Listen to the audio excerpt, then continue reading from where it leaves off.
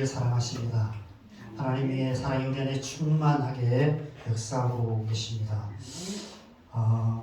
제가 3주 전에 요한복음 1장 1절에서 5절까지 본문으로 영혼을 살리는 말씀이라는 제목으로 말씀을 나누었습니다. 저는 이제 지금까지 주로 이렇게 주제 설교를 했습니다. 그럴 수밖에 없었던 게 주로 이제 중고등부, 청년부를 주로 설교를 했기 때문에 그렇고요. 이렇게 이제 매주 이렇게 설교를 할 수 있는 그런 이제 성도들에게 할 수 있는 기회들이 없어서 그냥 주제들을 잡아서 설교를 했습니다. 그래서 이번 주 어떤 주제를 나누기를 원하시는지 묻고 또 기도하고 고민하다가 하나님께서 생각나게 하시는 그런 주제가 있으면 그 주제를 중심으로 또 말씀을 이렇게 준비해서 설교를 해왔습니다. 제 앞으로는 좀 이렇게 하나님께서 특별한 주제를 이렇게 주시지 않는 한은 이제 본문을 좀 강해 설교처럼 이렇게 하려고 합니다. 그래서 요한복음을 이제 시작을 했습니다. 그래서 지난주에 2주, 3주 전에 1절에서 5절까지 말씀을 했고 오늘은 이제 6절에서 13절까지 말씀을 함께 나누려고 합니다. 거꾸로 가네요. 네. 자, 요한복음 1장 6절에서 13절까지 말씀을 우리 함께 읽겠습니다. 시작. 하나님께로부터 보내심을 받은 사람이 있으니 그의 이름은 요한이라. 그가 증언하러 왔으니 곧 빛에 대하여 증언하고 모든 사람이 자기로 말미암아 믿게 하려 함이라. 그는 이 빛이 아니요 이 빛에 대하여 증언하러 온 자라. 참빛 곧 세상에 와서 각 사람에게 비추는 빛이 있었나니 그가 세상에 계셨으며 세상은 그로 말미암아 지은 바 되었으되 세상이 그를 알지 못하였고 자기 땅에 오매 자기 백성이 영접하지 아니하였으나 영접하는 자 곧 그 이름을 믿는 자들에게는 하나님의 자녀가 되는 권세를 주셨으니 이는 혈통으로나 육정으로나 사람의 뜻으로 나지 아니하고 오직 하나님께로부터 난 자들이니라. 아멘. 아멘. 지난 설교에서 제가 요한복음 1장은 다시 쓰는 창세기 1장과 같다는 말씀을 드렸습니다. 창세기 1장 1절에 태초에 하나님이 천지를 창조하시니라 라고 시작된 것처럼 요한복음 1장은 태초에 말씀이 계시니라 하는 말씀으로 시작됩니다.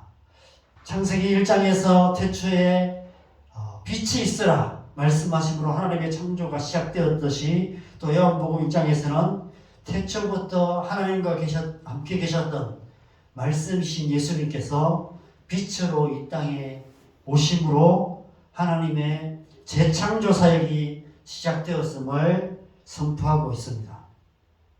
요한복음은 예수 그리스도를 통해서 하나님의 재창조 사역이 시작된 것에 대한 증언이라고 할 수 있습니다.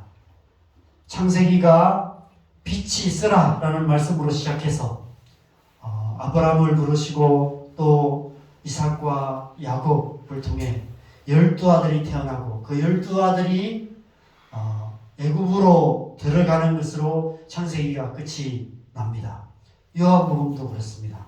빛으로 오신 예수님께서 12제자들을 부르시고 그들에게 내 양을 먹이라 라는 사명을 주시고 세상 속으로 들어가게 하시는 것으로 요한복음도 끝이 납니다. 그래서 요한복음을 다른 이름으로 바꾼다면 재창세기라고 할 수 있을 것 같습니다. 그런 관점에 생각하면 요한복음 뒤에 이어지는 사도행전은 재출애굽기라고 할 수도 있을 것 같습니다. 애굽에 들어갔던 야곱의 12아들이 약 400년이 지난 후에 큰 민족이 되어서 출애굽하여서 광야 교회를 이루었고 마침내 약속의 땅 가나안 땅으로 들어갔습니다. 사도행전도 마찬가지죠. 예수님의 12제자를 통해서 그리스도의 복음이 예루살렘과 사마리아와 땅끝까지 전해지는 온 유대와 사마리아와 땅끝까지 전해지는 그래서 그리스도의 복음이 전해지는 곳에 교회가 세워지는 것 그것이 사도행전의 역사입니다. 그래서 지난 2000년 동안 온 땅과 열방 가운데 모든 민족들 가운데 예수 그리스도의 복음이 전해지고 재출애굽의 역사가 일어나서 교회가 세워지게 되었습니다. 이제 예수님께서 다시 오실 그날에는 하나님의 나라, 약속의 나라가 이루어지게 될 것입니다. 천국에 들어가게 되겠죠. 그래서 요한복음은 재창세기라고 말할 수 있고 사도행전은 재출애굽기라고 말할 수 있습니다.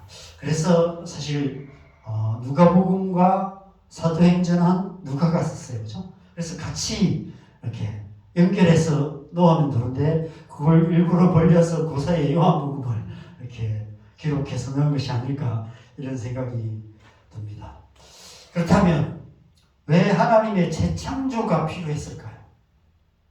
왜 하나님의 말씀이신 예수님께서 친히 이 땅에 오셔서 재창조 사역을 하셔야만 했을까요? 하나님의 첫 창조가 불완전한 창조였기 때문에 그럴까요? 그렇지 않습니다.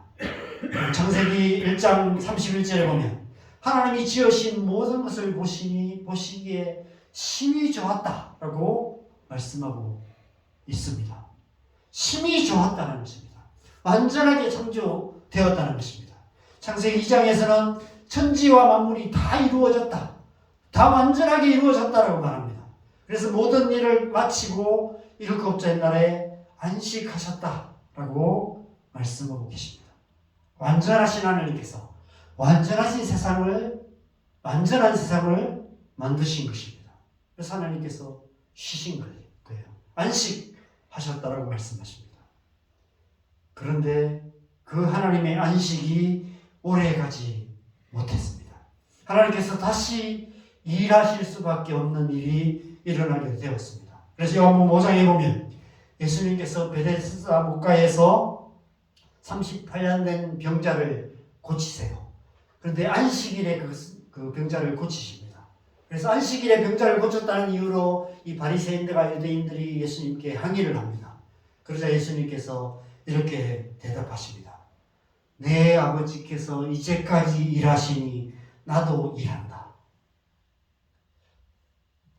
하나님께서 지금도 이제까지 일하고 계신다는 것입니다. 그래서 나도 일하러 이 땅에 왔다라고 말씀하시는 거예요. 하나님이 하시는 일이 뭘까? 창조의 일입니다. 재창조의 일을 하신다는 것입니다. 왜 삼위일체 하나님께서 다시 재창조의 일을 하실 수밖에 없으셨습니까? 첫 사람인 아담의 죄로 인해 하나님의 창조 세계의 그 질서가 무너지기 시작했기 때문입니다. 다시 창세기 1장 2절에 혼돈과 공허와 흑암과 기품의 상태로 되돌아가기 시작했다는 것이죠. 창세 전의 상태, 빛이 있으라 말씀하시기 전의 상태로 되돌아가기 시작했습니다. 여러분, 이 구절을 그림으로 표현하면 이렇게 표현할 수 있습니다. 가장 먼저 혼돈이 있습니다. 그죠? 혼돈하고 그 다음에 공허합니다. 그 다음에 뭐예요? 혼돈과 공허 다음에 기품이 있습니다. 기품. 흑암이 기품 위에 있다고 얘기하죠. 그죠? 그래서 기품 위에 흑암이 있습니다. 그래서 기품이 먼저입니다. 그리고 그 위에 흑암이 있는 것입니다. 혼돈과 공허와 흑암, 기품과 흑암, 이 가운데 하나님께서 첫 창조의 사역이 시작되었습니다. 그래서 가장 먼저 빛이 있어라 말씀하세요. 그래서 흑암 가운데 하나님께서 빛을 비추십니다. 그래서 빛과 어둠을 나누시는 것, 그것이 하나님의 창조의 시작입니다. 여기서부터 창조가 시작되죠. 그리고 두 번째로 이 기품 가운데, 기품 속에 잠겨있는, 물속에 잠겨있는 이 땅의 물을 하늘 위의 물과 하늘 아래의 물로 나누십니다. 궁창 위의 물과 궁창 아래의 물로 나누세요. 그래서 이제 창조과학자들은 그렇게 얘기합니다. 노아의 홍수가 있기 전에 이 세상은 하늘 위에 물이 있었다. 이렇게 마치 비닐하우스처럼 이 물이 이 지구를 위에 하늘 위에 물이 있었고 아래에 물이 따로 있었다라고 얘기합니다. 그런데 노아의 홍수 때 그 물이 다 쏟아져 내려서 홍수가 되었다 이렇게 이제 주장하기도 합니다. 근데 이건 우리가 이제 추측인 거고요. 어떤 형태인지 우리가 알 수는 없습니다. 아무튼 성경에는 궁창 위의 물과 궁창 아래의 물로 나누셨고 궁창을 하늘이라고 얘기를 하세요. 그래서 그 얘기는 하늘 위의 물과 하늘 아래의 물로 나누셨다는 얘기가 됩니다. 그리고 이 하늘 아래의 물, 땅 위에 있는 물도 나누시고 그래서 땅과 바다로 나누시는 일을 하십니다. 그래서 이 분리하시는 일, 그런 일을 하십니다. 하늘과 땅의 경계를 정하시고 바다와 육지의 경계를 정하십니다. 이제 생명이 존재할 수 있는 하늘과 땅과 바다를 만드시는 것, 그것이 두 번째 단계였습니다. 그리고 그 다음에는 이제 공허입니다. 공허 가운데 아무것도 없는 공허한 하늘과 바다와 이 땅에 각기 종류대로 새와 물고기와 식물과 동물들을 창조하십니다. 텅 비어있던 공허하기만 했던 이 땅에 하나님의 생명이 충만하게 되는 것입니다. 이 세상이 빛의 세상이 되었고 생명으로 충만한 세상이 된 것입니다. 그리고 마지막 창조, 그것이 바로 혼돈입니다. 여러분, 혼돈은 영어로 formless입니다. 아무리 형태가 없는. 그런데 이 혼돈 가운데 하나님의 형상, 폼을 만드십니다. 하나님의 형상을 만드세요. 하나님의 형상으로 사람을 창조하시고 그들에게 복을 주시며 생육하고 번성하고 충만할 뿐 아니라 땅을 정복하고 다스리는 권세를 주십니다. 우주 만물은 하나님께서 다스리시지만 이 땅은 하나님의 형상인 사람이 다스리는 땅이 되게 하신 것입니다. 그것이 창조의 완성이에요. 그리고 나서 하나님께서 보시기에 심히 좋았다라고 말씀하셨습니다. 하나님의 첫 창조의 사역이 완전히 끝난 것입니다. 그리고 하나님께서 안식하셨습니다. 그런데 문제가 생겼습니다. 하나님의 형상으로 지음받았던 첫사람 안에 죄가 들어오므로 그들 안에서부터, 사람 안에서부터 창조 질서가 깨어지는 일이 일어나기 시작했습니다. 사람이 문제였어요. 여러분, 이 세상의 모든 문제는 사실 사람으로부터 시작됩니다. 지금도 여전히 사람이 문제입니다. 자연의 질서를 파괴하는 것도 사람이고 환경을 오염시켜서 기후위기를 자초하고 있는 것도 사람입니다. 지구상의 모든 생명을 한꺼번에 사라지게 만들 수 있는 수많은 핵무기들을 만들어 놓고 있습니다.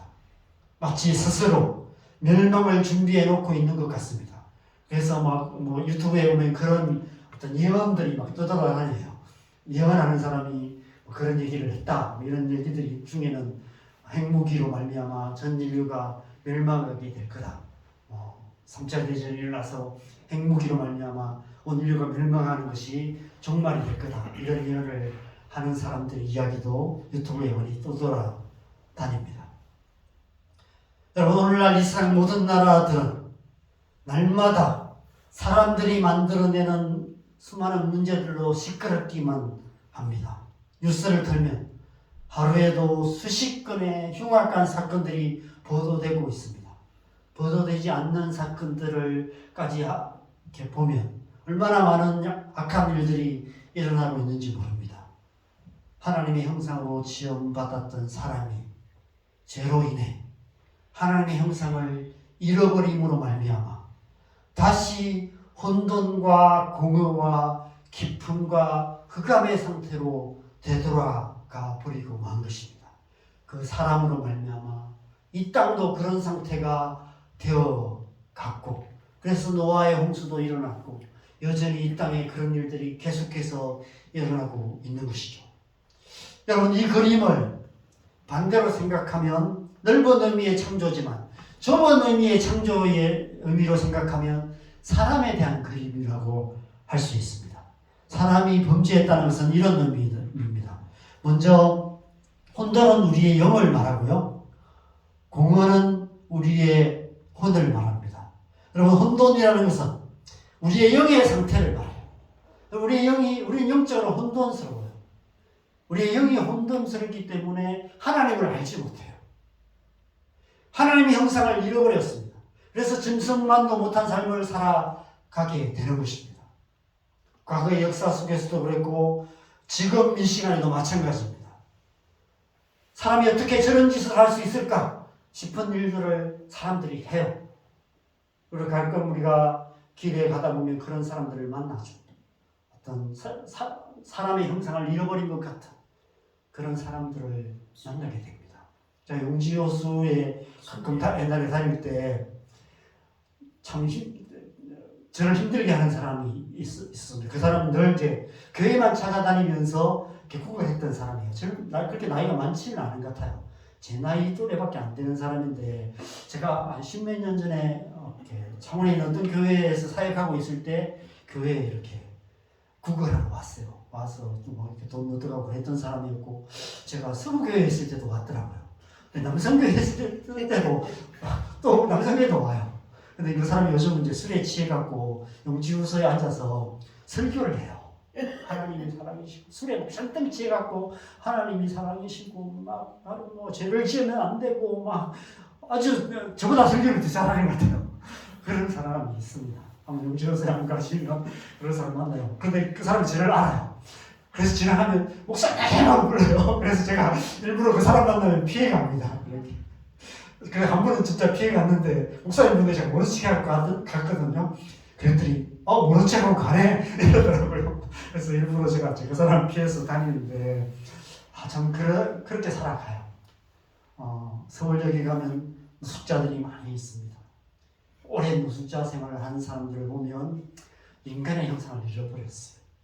정말 사람이 어떻게 저렇게까지 될 수 있을까 그런 싶은 사람들이 있습니다. 왜 그렇게 되었을까요? 그들의 영이 폼리스, 혼돈 가운데 빠져있기 때문입니다.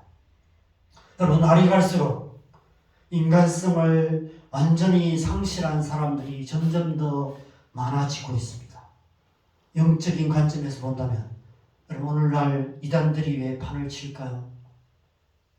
영적인 혼돈 가운데 있기 때문입니다. 영적인 혼란이 더 이렇게 극해지고 있기 때문에 이단들이 더 판을 치는 거예요. 죄로 말미암아 다시 우리의 영이 하나님의 형상으로 지음받았던 우리가 다시 혼돈 상태로 진흙 같은 상태로 되돌아가 버린 것입니다. 공허는 우리의 혼의 상태를 말합니다. 우리의 마음이 공허해요. 우리의 생각이 늘 무의미한 생각들로 가득합니다. 헛된 생각들, 망상들, 온갖 복잡한 생각들, 그런 생각이 가득합니다. 미래에 대한 염려들, 과거에 대한 후회들, 그런 생각들로 가득해요. 하나님을 떠난 우리의 심령 안에 이 세상 무엇으로 채울 수 없는 외로움, 공허함이 가득합니다. 사랑하는 사람을 만나 결혼을 하고 가정을 이루고 자녀를 낳고 키워가는 것이 그게 행복하지 않아요. 그럴 거라고 생각했는데 막상 그렇게 살아보니까 맨날 싸우고 그래서 상처받고 이런 깨어진 가정들의 이야기들이 수없이 있습니다. 그런 소박한 행복도 꿈꿀 수 없는 그런 세상이 되어가요. 그래서 결혼을 안 하려고 합니다. 결혼해서 자녀를 안 낳고 그렇게 살아가려고 해요. 왜냐하면 부모님들이 살아가는 모습 보니까 별로 안 행복했거든요. 그렇죠? 그러니까 그렇게 살아야 되나 이런 생각을 합니다. 왜 그럴 수밖에 없을까요?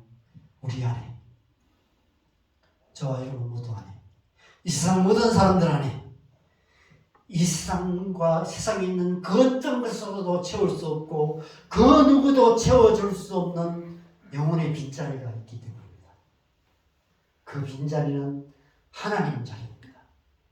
대체에 하나님이 계셨던 자리. 우주보다 크신 하나님께서 계셨던 자리이기 때문에 하나님 아니면 채울 수가 없어요. 우주를 다 채워도, 우주를 다 가져도 채울 수가 없습니다. 아무리 많은 돈을 갖고 아무리 좋은 것을 많이 가져도 채울 수 없고요. 아무리 많은 사람들이 우리 주변에 있어도 늘 외롭습니다. 그게 인간의 실상이에요. 공허하다는 것입니다. 공허한 마음, 공허한 생각, 그 속에 우리가 살아가요. 우리의 육신이 욕망에 잠겨 있습니다. 깊은 욕망, 욕망의 바닥. 우리의 마음의 외로움과 공허함을 잊기 위해 결국 우리는 육신의 욕망을 향해 나아갈 수밖에 없습니다. 사탄이 육신의 욕망으로 우리를 유혹하고 우리를 더 깊은 죄악의 바다에 빠지게 만드는 것입니다. 우리의 영혼을 사로잡는 것이죠. 상남동 방거리를 가면 그죠? 그런 느낌이 들어요. 막 이렇게 출렁이는 욕망, 젊은 욕망들이 출렁이고 있는 그런 욕망의 바다와 같이 느껴집니다. 여러분, 오늘 얼마나 많은 사람들이 이 욕망의 바다에 빠져 허우적대고 있는지 모릅니다. 요즘 TV에서 몇몇 전문가들이 들로 구성된 팀이 원영 박사를 중심으로 이렇게 팀이 구성되어서 알코올 중독자들을 모아서 집단 치료 과정을 진행하는 프로그램을 이제 시작되었어요. 근데 그 모집된 사람을 보니까 20대, 30대의 젊은 남녀들이었습니다. 물론 40대가 있는지 잘 모르겠는데 대부분 20대, 30대들이었습니다. 요즘 여러분 20대, 30대 사람들이, 청년들이 가운데 술독에 빠져 살아가는 사람들이 너무 많아요. 알코올 중독자들이 점점 더 많아지고 있습니다. 도박 중독에 빠지고요. 마약 중독의 문제가 심각해지고 있습니다. 게임은 보편적이 되었어요. 남녀노소 할 것 없이 게임에 빠져 있고요. 온갖 종류의 중독에 빠져서 파괴적인 삶을 살아갑니다. 이 세상 모든 사람들 안에 어떤 성적인 욕망과 물질적인 탐욕에 사로잡혀 사망의 권세의 종로로 사는 삶을 살아가고 있습니다. 저는 꿈을 꿈을 꾸지만 잘 기억을 못해요. 근데 며칠 전에, 지난주에 한번 꿈을 꿨는데 기억이 나요. 어떤 이렇게 세상을 상징하는 꿈을 꿨어요. 어떤 내몸 완전 운동장 같은 그런 세상이었는데 한 반으로 나눠져 있습니다. 절반은 아니는데 이 절반은 음란한, 그래서 마치 막 땅에 구멍에서 막 뱀들이 나와요. 그런데 막 갈수록 이쪽으로 갈수록 더 음란함에 빠져서 막 세상이 음란에 빠져서 들썩들썩한 그런 세상이었습니다. 그리고 이 반대쪽은 돈에 빠져있는 그런 세상, 극단으로 갈수록 돈에 이렇게 완전히 사로잡혀 있는 그런 세상 속에 제가 있으면서 그 사이에 내가 어디에 서야 될지를 막 이렇게 고민하고 있는 저의 모습, 이 속에서 어떻게 살아가야 되는지, 여기도 속하지 않고 여기도 속하지 않는 한가운데가 어디인지를 찾아서 애쓰고 있는 저의 모습을 이렇게 보는 그런 꿈을 꾸었습니다. 이 세상이 그런 세상이 같아요. 우리가 그 세상 속에 살아가고 있어요. 돈에 대한 탐욕으로 가득한 세상, 음란함과 이 육신의 욕망으로 가득한 세상, 그 속에서 하나님의 백성으로 하나님의 백성답게 살아가기가 쉽지 않은 것입니다. 사망의 권세에 종로로 타는 삶을 살 수밖에 없는 것이죠. 당연히 우리의 삶에는 어둠의 일들로 가득합니다. 하나님의 형상을 잃어버린 채 이 땅을 살아가는 사람들이 행하는 모든 죄악된 일들로 말미암아 이 세상은 죄악으로 가득한 어두운 세상이 되고 그 속에서 살아가는 우리가 그 유혹으로부터 자유할 수가 없는 것이죠. 하나님 앞에 은혜 받고 하나님의 백성답게 살기로 결단하지만 세상 속에 들어가 살아가다 보면 우리도 모르는 사이에 그것의 영향을 받게 되는 것입니다. 그래서 이 세상은 점점 더 죄악으로 가득한 어둠의 왕국이 되어가는 것입니다. 우리의 혼돈과 공허와 기쁨과 흑암의 상태인 우리가 이 세상을 그러한 상태로 만들어가고 있는 것입니다. 그래서 하나님의 재창조가 필요한 것입니다. 태초에 빛이 있으라 말씀하심으로 첫 창조를 시작하셨던 하나님께서 이제는 친히 말씀으로 빛으로 이 땅에 오셔서 재창조 사역을 시작하셨다라고 요한이 선포하고 있는 것입니다. 요한복음은 예수님께서 세상을 재창조하기 위해서 이 땅에 오셨다고 말씀하고 있습니다. 그런데 이 창세기와 요한복음을 비교해보면 첫 창조와 재창조 이야기를 비교해보면 두 가지 큰 차이점이 있습니다. 첫 번째는 오늘 본문을 보면 하나님의 이 재창조의 빛이 이 땅에 비치는 이야기에서 곧바로 사람에 대한 말씀으로 이어집니다. 6절에 하나님께로부터 보내심을 받은 사람, 또 요한에 대해서 얘기하고요. 13절에는 혈통으로나 육적으로나 사람의 뜻으로 나지 아니하고 오직 하나님께로부터 난 자들에 대해서 이야기합니다. 우리가 창세기 1장의 첫 창조의 이야기를 보면 빛으로부터 시작해서 이 땅을 창조하시는 이야기가 진행되고 마지막에 사람에 대한 창조로 완성이 됩니다.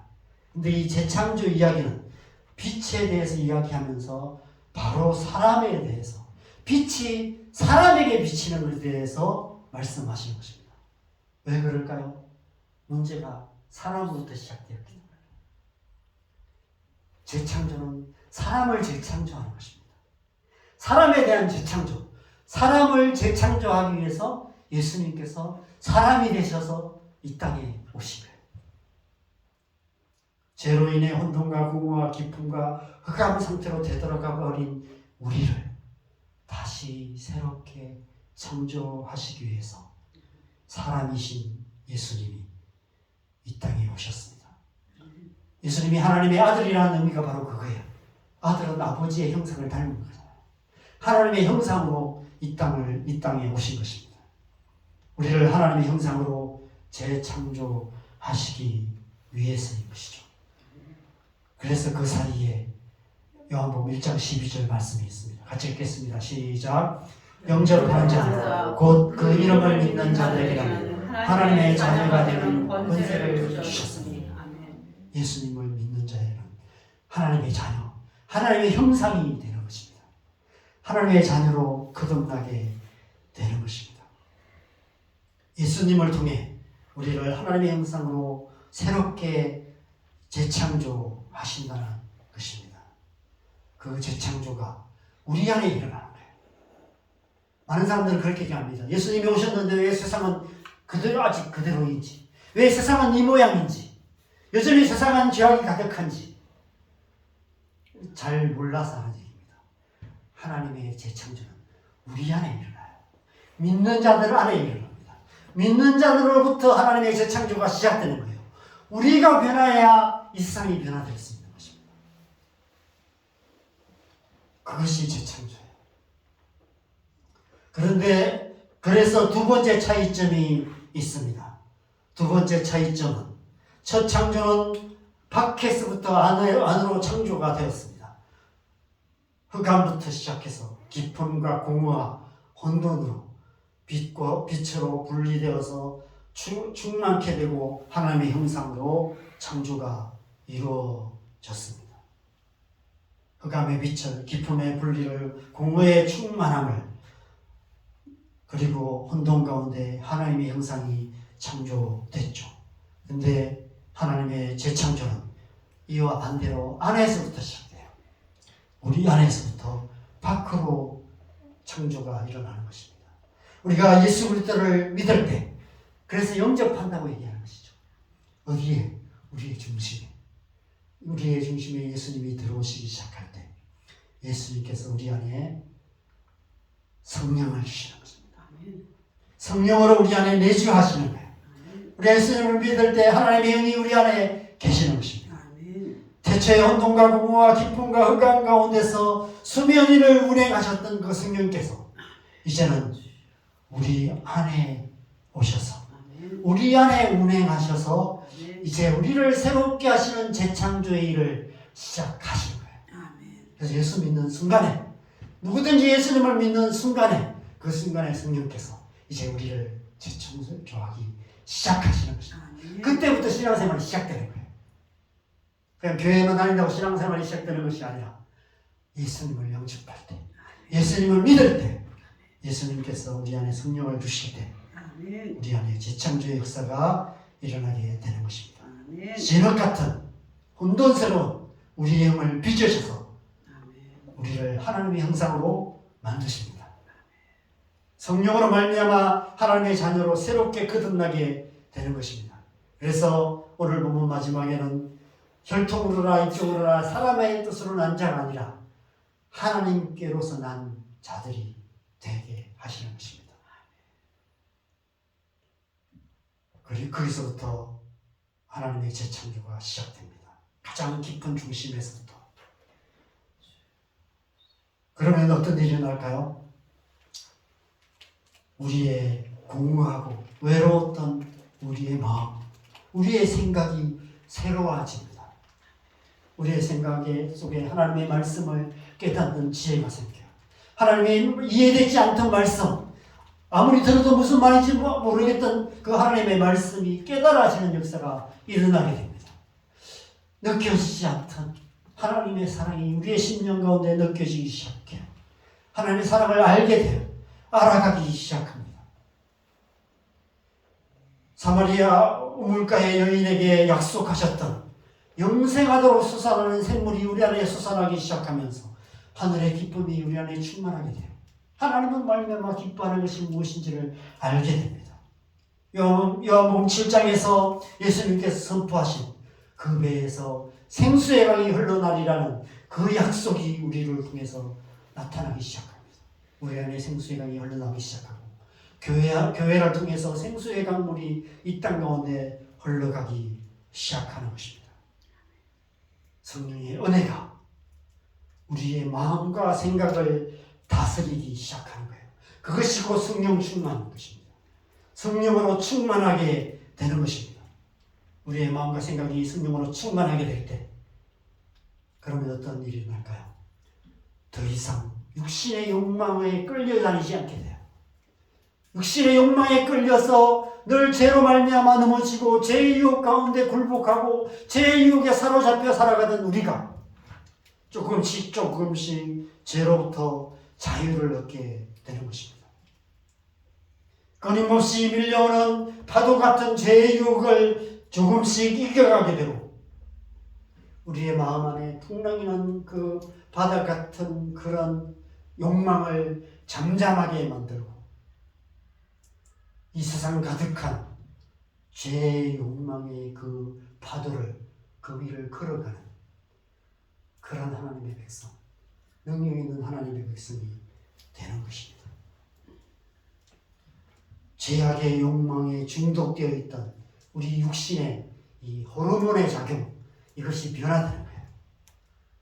여러분, 성령의 강력한 역사가 일어날 때는 한순간의 중독적인 습관으로부터 끊어지는 역사들이 일어난다고 이야기합니다. 그런 간증들을 하시는 분들이 많이 계세요. 지금 사역자들 가운데 어떤 마약 중독 사역을 하시는 분들 가운데는 한때 마약에 깊이 빠져있던 사람이 예수님 만나고 한순간에 그 마약 중독으로부터 끊어져서 마약 중독자들을 섬기는 사역을 하시는 사역자들도 많이 계세요. 알코올 중독에 빠졌다가 거기로부터 자유케 되어져서 그런 사역을 하시는 분들도 계십니다. 도박 중독이나 여러 가지 중독적인 습관에 빠져 있다가 하나님의 성령의 불로 말미암아 한순간에 그거로부터 자유케 되어져서 그런 은혜 가운데 살아가시는 분들도 많이 계십니다. 그런데 많은 경우는 오랜 시간 서서히 그런 변화가 일어나요. 날마다 성령의 은혜 가운데 거하기 시작하면 조금씩 변화되어져서 어느 순간 보면 이전에 끊임없이 넘어졌던 그 죄악으로부터 더 이상 넘어지지 않는 자신의 모습을 발견해요. 성령께서 우리에게 그런 역사를 하시는 것입니다. 날마다 성령의 은혜로 충만한 삶을 살다 보면 세상을 이길 힘이 생겨가는 거예요. 우리의 속사람이 자라가는 것이죠. 하나님의 형상으로 태어난 갓난아이 같은 우리 영이 점점 더 자라가면서 세상을 이기게 돼요.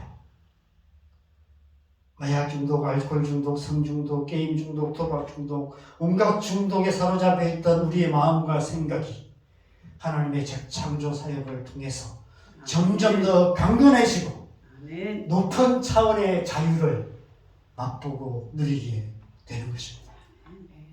그 결과 우리의 삶으로 나타나는데 바로 경건한 삶, 빛된 삶, 그런 삶을 살아가게 되는 것입니다. 신앙생활은 그렇게 되어지는 거예요. 우리가 하려고 애쓰는 것이 아니라, 우리가 잘 살아보려고 애쓰는 것이 아니라 우리 안에 하나님의 성령이 임하시고 하나님의 성령이 우리의 마음과 생각을 다스리기 시작하시고 하나님의 성령의 그 은혜가 우리에 충만하게 되면 우리의 중독적인 삶의 습관이 끊어지게 되고 더 이상 죄의 욕망에 굴복하지 않게 되고 자유케 되고, 그러면 자연스럽게 하나님의 말씀대로 살아가는 빛된 삶을 살아가게 된다는 것입니다. 경건한 삶을 살아가게 되는 것입니다. 그런 등불된 삶을 살아가는 사람들이 모인 교회, 그런 교회는 큰 빛이 되는 것입니다. 온 땅과 열방에 빛을 비추는 그런 교회가 되는 것입니다. 그것이 바로 예수 그리스도를 통해서 하나님께서 행하시는 재창조사이라고 말씀하고 있는 것입니다. 예수님께서 이 일을 이루시기 위해서 이 땅에 오셨다는 것입니다. 사람의 형상, 우리 곁에 오신 거예요. 인격적인 관계로. 왜냐하면 사람은 인격적인 관계를 통해서만 해야 되거든요. 그래서 인격을 이루시고 인격적인 관계로 오시고 제자들을 부르시고 인격적인 관계를 통해서 복음을 전하시고 하나님을 알게 하시고 그 예수 그리스도를 믿는 자들에게 성령을 부어 주시는 것입니다. 그런 일들이 지금도 일어나고 있는 것이죠. 이 사실을 강조하기 위해서 특별히 오늘 본문에서 사도 요한은 세례 요한의 역할을 새롭게 해석하고 있어요. 그래서 제가 오늘 이 두 본문을 첫 절과 마지막 절만을 이렇게 기록했습니다. 6절에서는 세례 요한을 하나님으로부터 보내심을 받은 사람이라고 표현하고 있습니다. 그런데 이와 대조해서 13절에서는 예수님을 믿음으로 거듭난 주와 여러분을 하나님께로부터 난 자들이라고 합니다. 하나님께로부터 보내심을 받은 사람과 하나님께로부터 난 자들은 달라요. 그 사이에 예수님이 계세요. 그렇죠? 예수님이 오시기 전과 후를 대조해서 말씀하고 있습니다.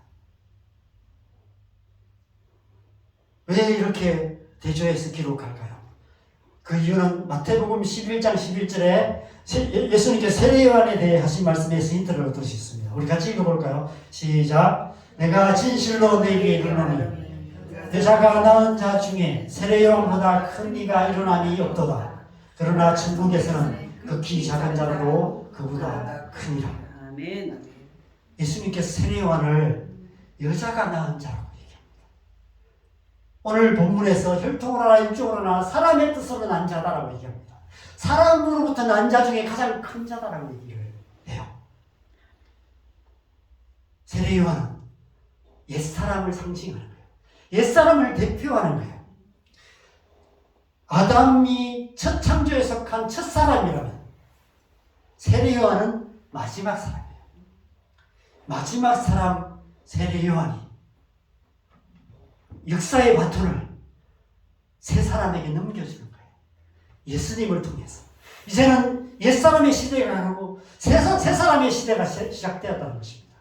옛 창조가 끝나고 새 창조의 역사가 시작되었다는 것을 말하고 있는 것입니다. 그래서 요한복음은 세례 요한을 하나님 나라의 역사의 바톤을 새 사람에게 넘겨주는 옛사람의 역할로 기록하고 있는 것입니다. 누구든지 예수 그리스도를 믿으면 하나님의 자녀로 새롭게 태어나게 되는 것입니다. 하나님으로부터 난 새 사람이 되는 것입니다. 고린도후서 5장 17절 말씀 이 사실을 이렇게 말씀합니다. 같이 읽겠습니다. 시작. 그런즉 누구든지 그리스도 예수 안에 있으면 새로운 피조물이라. 이전 것은 지나갔으니 보라 새 것이 되었다. 아멘. 여러분, 하나님께서 지금도 우리 안에 계속해서 재창조의 사역을 행하고 계십니다. 우리 안에 계신 성령님께서 날마다 우리에게 생명을 주시고 아니라 더 풍성한 생명을 주세요. 하나님의 사랑을 더 깊이 알게 하십니다. 하나님의 진리를 더 깊이 깨닫게 하십니다. 죄의 유혹으로부터 더 자유케 하십니다. 그리고 세상을 이기는 빛된 삶을 살아가게 만들어 가십니다. 날마다 새로운 피조물로 날마다 새 것이 되게 하시는 것입니다. 그래서 우리는 날마다 성령으로 충만함을 받아야 하는 것입니다. 성령의 은혜로 살아가야 하는 것이죠. 그렇게 하루하루 살아갈 때 우리는 날마다 새로운 사람, 하나님의 사람이 되는 것입니다. 또한 하나님께서는 지금도 온 땅과 열방 가운데 재창조 사역을 행하고 계십니다. 그리스도의 복음이 전해지는 모든 곳에 복음을 듣고 예수 그리스도를 구주로 영접하는 자, 곧 그 이름을 믿는 자들 안에 하나님의 형상, 하나님의 자녀가 되는 그런 권세를 주시는 그 재창조의 역사들을 지금도 행하고 계시는 것입니다. 여러분, 곧 성탄절인데 예수님께서 이 땅에 탄생하신 성탄절만큼이나 중요한 탄생이 지금 이 순간에도 이 땅에 그리고 온 땅과 열방에 계속해서 일어나고 있습니다. 아멘. 우리가 기념하는 성탄절은 1년에 단 하루이지만 하나님 나라의 역사 속에서 성탄절은 매일매일이 성탄절인 것입니다. 아멘. 거룩한 탄생이 계속해서 일어나고 있습니다.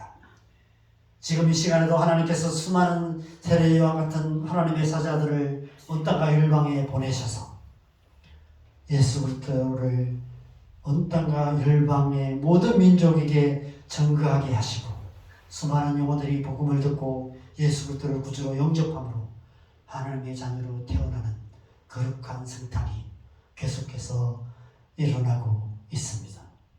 그렇게 그리스도의 복음이 땅끝까지 전파될 때 그제야 끝이 오게 될 것입니다.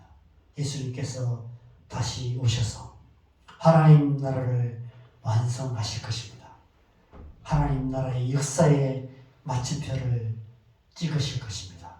그때 재창조의 역사가 완성되는 것입니다.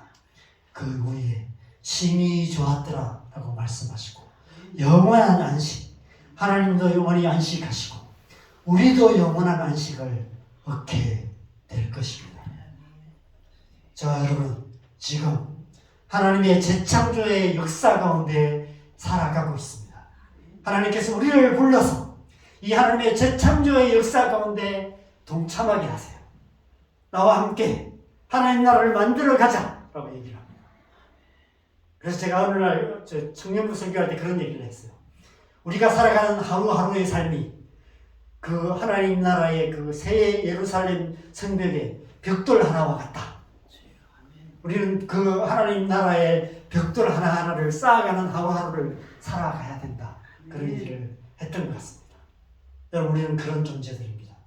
하나님의 재창조의 역사 가운데 함께 참여하는 자들입니다. 하나님께서 우리의 삶을 통해서 우리가 살아가는 하나님의 백성으로서 하나님의 백성답게 살아가는 하루하루의 삶을 통해서 하나님 나라를 건설해가고 계십니다. 그래서 하나님께서 지금도 일하시는데 우리와 함께 일하고 계십니다. 우리 안에 일하고 계시고 우리가 기도하는 그 영역들 가운데 일하고 계십니다. 우리의 가정에 일하고 계십니다. 우리의 자녀들 안에 일하고 계시고 온 땅과 열방 가운데 하나님 나라를 이루어가고 계십니다. 하나님 나라를 재창조하고 계시는 것입니다. 하나님께서 모든 일을 완전하게 이루실 것입니다. 그 하나님을 믿음으로 하루하루 하나님의 재창조 사역에 함께 참여하는 저와 여러분 되시기를 바랍니다. 아멘. 그래서 우리 모두가 하나님께로부터 난 하나님의 사람답게 살아가는 그런 하나님의 백성 되시기를 주님의 이름으로 간절히 축원합니다. 자, 우리 함께 찬양하겠습니다. 우리 지난번에 하려다가 실패한 찬양인데 우리 함께 찬양하겠습니다.